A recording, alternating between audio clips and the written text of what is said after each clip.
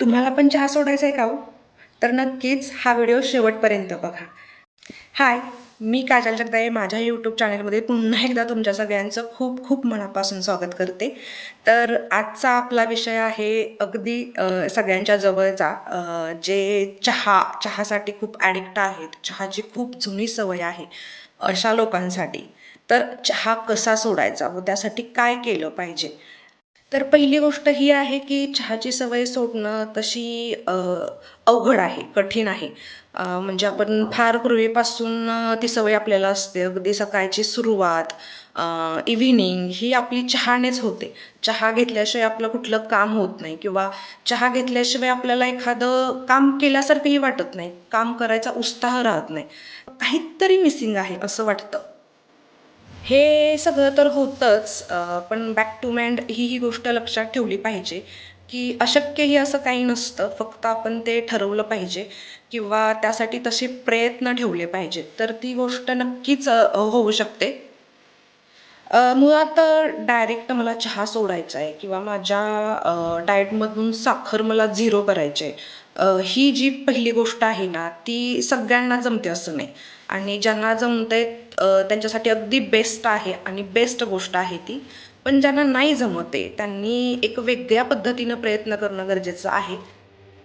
आणि ज्यांना प्रयत्न करायचे त्यांनी फर्स्ट स्टेप अशी आहे, की जरा तुम्ही 1 चमचा साखर घालत असाल तुमच्या चहामध्ये, तर त्याचा अर्धा, काही दिवस तो अर्धा चमचा घालून तुम्ही चहा घ्या. त्याच्यानंतर एक थोड्या दिवसांनी त्या अर्ध्यातला अर्धा, पुन्हा असंच स्टेप बाय स्टेप कमी, कमी, कमी, कमी करत तुम्हाला ती साखर कमी करायची. आणि काही असंही करू शकतात, की विदाऊट शुगर, म्हणजे त्याच्यामध्ये चहाचं क्रेव्हिंग होतंय ना, त्यावेळी जायचं पटकन चहामध्ये जे काही आपण घालतो ते नेहमीसारखं घालायचं. फक्त शुगर नाही घालायची त्याच्यामध्ये, शुगर नाही ॲड करायची. आणि तसं तुम्ही पिऊन बघा. ते कदाचित तुमचे जे क्रेव्हिंग्ज होतायत ते जातील तुमचे क्रेव्हिंग्ज किंवा चहा घेतल्याचं समाधानही मिळेल. फक्त शुगर न ॲड करता तो चहा घेऊन बघा. तुम्हाला काय फील होतंय, कसं फील होतंय. त्याच्यानंतर तुम्ही जर तुम्हाला असं वाटत असेल, की मी ओके, मला अगदी चहा घेतल्याचं समाधानही मिळालं आणि मी त्याच्यामध्ये शुगर नाही घेतली, त्याचं गिल्टही नाही मला, की बाबा मी शुगर बंद करायची तर म्हणते, पण होत नाही आहे. पण मी आता एक स्टेप पुढं गेले. मी शुगर विदाऊट शुगरचा चहा घेतला आहे. आता चहा घेणं चूक, बरोबर, चांगलं, वाईट हे मी नाही ठरवणार आहे. कारण मीही तितकीच चहाला ॲडिक्टेड आहे. पण मी सध्या माझंही चाललं आहे, की मी अगदी त्यासाठी खूप चांगला प्रयत्न करते आणि तसं इम्प्लिमेंट पण आहे, की मला चहा घ्यावासा वाटला तर मी चहासाठी जे काही लागतं दूध, चहा पावडर वगैरे सगळं, ते सगळं मी त्याच्यामध्ये ॲड करते. वेलची वगैरे ह्या सगळ्या गोष्टी मला आवडतं तर.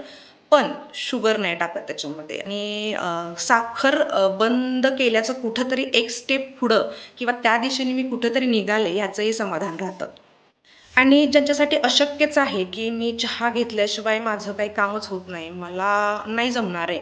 तर अशा लोकांनी डिरेक्ट चहा बंद न करता तुमचं दिवसातून किती वेळा चहा होतो, 2 वेळचं प्रमाण असेल तर 1 वेळेवरती आणण्यासाठी प्रयत्न करा किंवा तुम्ही साखर कमी-कमी वापरा. अगदी 1 चमच्यापासून अर्धा चमच्यापर्यंत. पुन्हा त्याच्यापेक्षा कमी, त्याच्यापेक्षा कमी असं प्रमाण तुम्ही कमी करू शकता, की त्याचे तोटे बरेचसेच आहेत. हे पर्सन टू पर्सन व्हॅरी राहतंय, की कुणाला कितपत त्याचा त्रास होतो. कुणाला ॲसिडिटीचा त्रास होतो, कुणाला स्किनवरती पिंपल्स येतात, ॲक्नीज वगैरे ह्या सगळ्या गोष्टींचा त्रास होतो किंवा एखाद्याला जास्त चहा पिल्यामुळे सतत डोकेदुखी राहते किंवा एखाद्याला असं होतं, की ज्यांना मनापासून प्रयत्न करायचे आहेत अगदी त्यांनी करावे. ज्यांना चहा बंद नाही करायचं आहे त्या लोकांनी ठीक आहे, म्हणजे हे ज्याच्या त्याच्या सोयीचा प्रश्न आहे, की काय करायचं काय नाही ते. तर मंडळी, माझा हा व्हिडिओ तुम्हाला कसा वाटला नक्की कमेंटमधून मला सांगा. आवडला असेल तर नक्की ॲप्रिशिएट करा आणि व्हिडिओ आवडला असेल तर माझ्या ह्या व्हिडिओला लाईक करा, शेअर करा आणि माझ्या चॅनेलला प्लीज सबस्क्राईब करा. असेच छान छान व्हिडिओज मी तुमच्यासाठी घेऊन येईन. त्यासाठी मला नक्की ॲप्रिशिएट करा आणि माझ्या चॅनेलला प्लीज सबस्क्राईब करा. भेटूया पुन्हा एका नवीन कंटेंटसह नवीन व्हिडिओमध्ये. तोपर्यंत असेच हसत राहा, आनंदी राहा आणि फिट राहा.